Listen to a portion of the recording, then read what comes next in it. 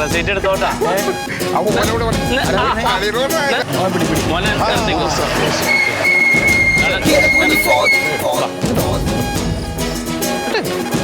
Stand ഇട്ട് വിടറാ. സ്റ്റാൻഡൊന്നും കാണുന്നില്ല. തകരാറുണ്ട് സാറേ. സംസാരിച്ചോ. പോലീസ് ഉണ്ട്.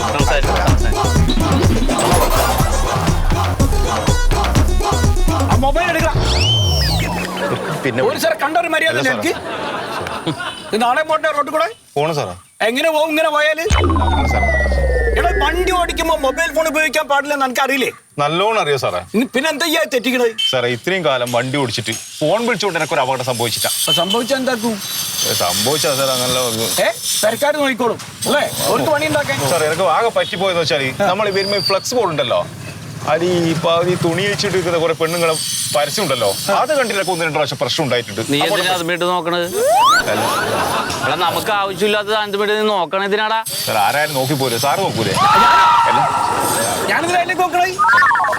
നിന്റെ ഹെൽമെറ്റ് എന്തിയെ? ഹെൽമെറ്റ് ഉണ്ട് സാറേ. എവിടെയുണ്ട് ഹെൽമെറ്റ് വീട്ടിലുണ്ട്.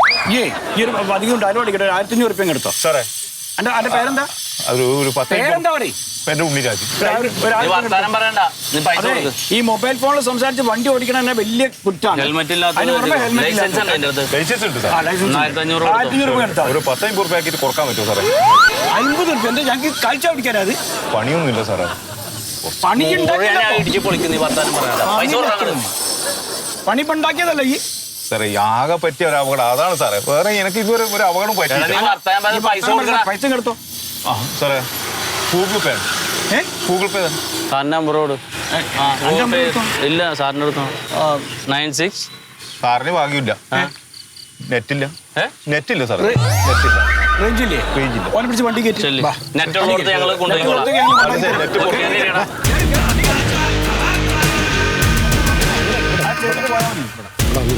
എല്ലാം 10 കോടിയ കേസാണ് ഇവിടെ വന്നത്. റേഞ്ചില്ല എത്ര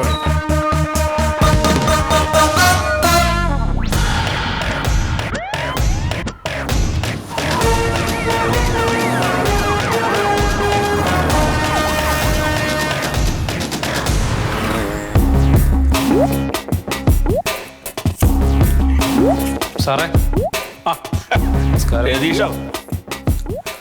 എന്തൊക്കെയുണ്ടോ വിശേഷം? ഡ്രൈവിംഗ് സ്കൂൾ എങ്ങനെ പോണ്? തട്ടിയും മുട്ടിയും പോകും സാറേ, കുഴപ്പമില്ല.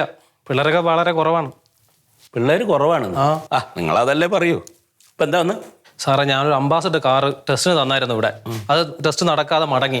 അതിന്റെ കാരണം ഒന്ന് അന്വേഷിച്ച് വന്നതാണ്. അത് ഞാൻ സാറോട് ചോദിച്ചു. അപ്പൊ സാറ് പറഞ്ഞെന്താ അറിയോ, അതിന്റെ ബാക്കിലെ ബ്രേക്ക് ലൈറ്റ് ഇല്ലേ, അതിന്റെ ഗ്ലാസ് മാറ്റായിട്ട് അതിലെ പെയിന്റ് വന്നേക്കണത്, സ്പ്രേ പെയിന്റ് അതിൽ വന്നേക്കണത്. ആ ഗ്ലാസ് എന്താ മാറ്റാഞ്ഞത്? സാർ പെയിന്റും ഗ്ലാസ് ഇതിനു മുമ്പ് സംഭവിച്ചിട്ടുണ്ടല്ലോ, അന്നും ടെസ്റ്റ് നടന്നിട്ടുണ്ടായിരുന്നല്ലോ. അതെ, അതാ പാർക്ക് ലൈറ്റിന്റെ ഗ്ലാസ് മാറ്റിയിട്ട് വന്നാൽ മതി, അപ്പൊ നമുക്ക് ശരിയാക്കാം കേട്ടോ.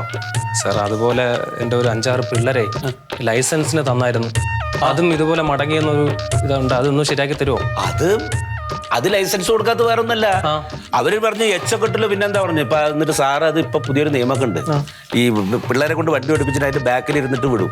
അപ്പൊ എന്തായാലും പ്രശ്നം ഉണ്ടെങ്കിൽ അറിയാം. അപ്പൊ കയറ്റത്തില് വളവെത്തിയപ്പോ ഇവിടെ ചവിട്ട് പറഞ്ഞ വഴിക്ക് ഒരുത്തനെ അങ്ങോട്ട് ചവിട്ടിന്നാ പറഞ്ഞു. സാർ നേരത്തെ അങ്ങനെയൊന്നും കുഴപ്പമില്ലായിരുന്നല്ലോ ഇത്.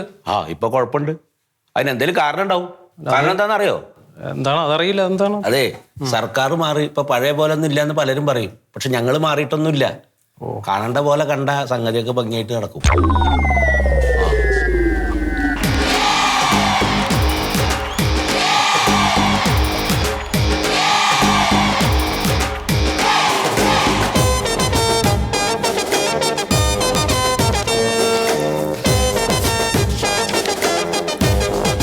ശരിയാവോ സാറേ?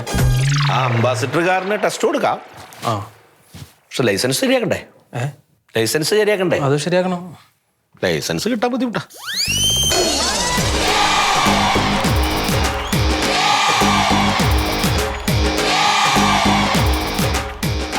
ഇപ്പോഴാണോ സാറേ? ഇപ്പോൾ ഓക്കെ ആണോ സാറേ? നമ്മൾ സ്ഥിരമായിട്ട് ചെയ്യണ കാര്യങ്ങളൊക്കെ മുറ പോലെ ചെയ്യണം. അതിന് തടസ്സം വരുമ്പോഴാണ് ഇങ്ങനെ ചില പ്രശ്നങ്ങളൊക്കെ ഉണ്ടാവണം. ഇനി കുഴപ്പമുണ്ടാവില്ല. ഞാൻ സാറോട് പറഞ്ഞോളാം, ശരിയാക്കാം. പെട്ടെന്ന് ശരിയാക്കി. നമസ്കാരം സാർ. സുഖമല്ലേ? ഏജന്റ് രതീഷല്ലേ? അതെ. അത് അവനൊരു അംബാസിഡറെ ടെസ്റ്റിനെ വിട്ടിരുന്നു. അത് സാറ് മുടക്കിയെന്നും അവനൊരു 5 പിള്ളേരെ ലൈസൻസിന് വിട്ടിരുന്നു. അത് കൊടുത്തില്ല എന്നൊക്കെ പറഞ്ഞ് കംപ്ലൈന്റ് ആയിട്ട് വന്നതാ. എന്താ താൻ പറഞ്ഞ? ശരിയാക്കി തരാന്ന് പറഞ്ഞു. അപ്പൊ കിട്ടിയോ? പിന്നെ ശരി.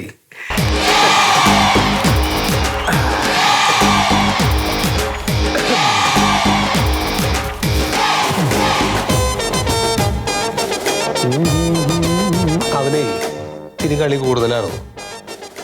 നമ്മൾ കാര്യങ്ങളൊക്കെ വേണ്ട രീതിയിലൊക്കെ പല വട്ടം ചെയ്തു കൊടുത്തിട്ടുള്ളതാ. പിന്നെ ഒരു വട്ടം തിരിച്ചല് അതെനിക്കത് മനസ്സിലായി. കുറച്ച് സൗഹൃദത്തിലൊക്കെ അങ്ങോട്ട് ആവുമ്പോഴേ പിന്നെ ആൾക്കാർക്ക് ഇതൊന്നും വേണ്ടെന്നൊരു തോന്നല. ഒരു അകൽച്ച എപ്പോഴും നല്ലതാ സാർ. അത് നല്ല നമ്മളോടെ കളി.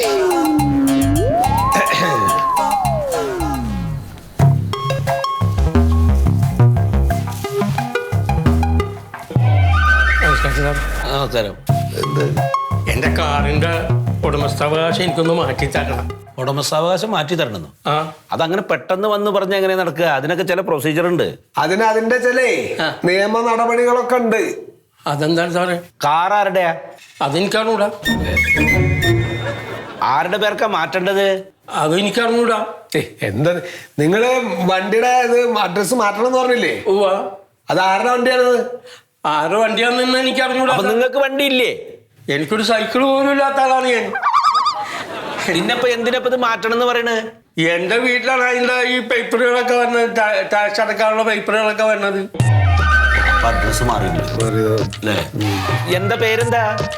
പേരെന്തുവാ? സുമേഷ് കുമാർ. അപ്പൊ ചേട്ടനൊരു കാര്യം ചെയ്യേ.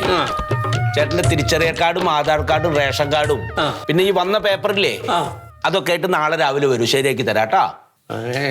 എങ്ങനെയല്ലോ ഒന്ന് ഇത് കൊണ്ടുവന്ന് ഈ ആധാർ കാർഡൊക്കെ ഇല്ലേ എല്ലാം ഉണ്ട്. അതൊക്കെ ആയിട്ട് കൊണ്ട് പോന്നോളൂ. ശരിയാക്കി തരാം. വീട്ടിലുണ്ട്.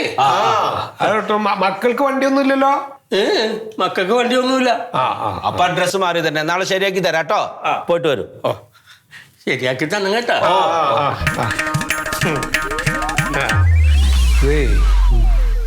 ഒന്നും ഇങ്ങോട്ട് കിട്ടില്ല എന്ന് തന്നെയല്ല എന്തെങ്കിലും ചിലപ്പോ അങ്ങോട്ട് പോവുകയും ചെയ്യും. അതാ ഞാൻ അധികം സംസാരിക്കാൻ. അതുകൊണ്ട് ഇങ്ങോട്ട് വന്നോട്ടെ.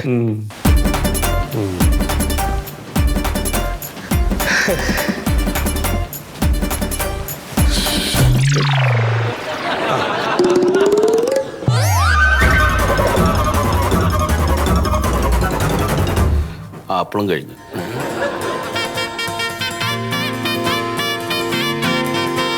സാറേ നമസ്കാരം. എന്തേ? സാർ എനിക്കൊരു ഫൈൻ അടയ്ക്കാൻ വേണ്ടിയിട്ടൊരു മെസ്സേജ് വന്നിട്ടുണ്ടായിരുന്നു. ഫൈൻ അടയ്ക്കാനോ? അതെ.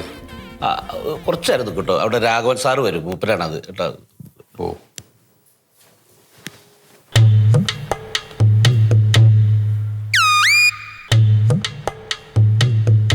ലഞ്ച് ടൈമോ?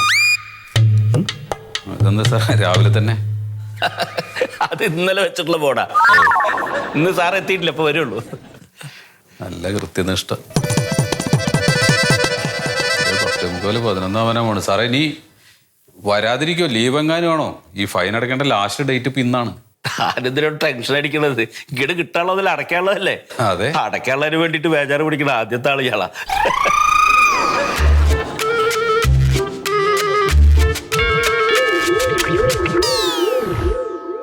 മറിമായം